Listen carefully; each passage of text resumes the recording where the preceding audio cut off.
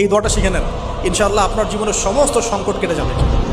আমি নিজেও এই দোয়াটা বেশি বেশি করার চেষ্টা করি। দোয়াটা হচ্ছে, মুসা আলাইহিস সালাম একটা গাছের নিচে হেলান দিয়ে বসলেন, বসে দেখলেন দুজন মেয়ে দাঁড়িয়ে আছে দূরে, পানি নিতে পারছে না। লোকজন পানি নিয়ে যাচ্ছে, ওরা দাঁড়িয়ে আছে বেচারি। মুসা আলাইহিস সালাম গিয়ে বললেন, কী সমস্যা আপনাদের?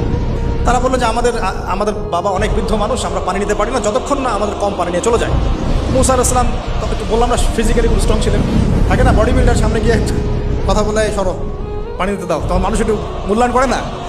তো মুসা আলাইহিস সালাম এভাবে পানি নিয়ে দিলেন এবং বাছুরদেরকে পানি পান করালেন, করিয়ে গাছের নিচে এসে বসে আছেন।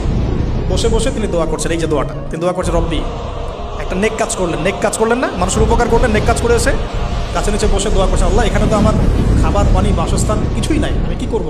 রব্বি ইন্নি লিমা আনজালতা ইলাইয়া মিন খায়রিন ফাকির, রব্বি ইন্নি লিমা আনজালতা ইলাইয়া মিন খায়রিন ফাকির।